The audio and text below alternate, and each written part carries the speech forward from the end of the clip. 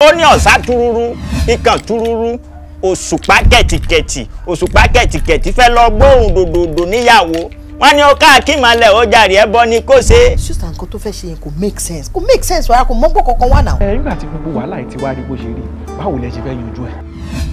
But you know what? You were right on time. Anyways, kí ló wá fẹ́ ṣe báyìí? Òní ni wedding anniversary wa. Yomi ò tiẹ̀ rántí rárá.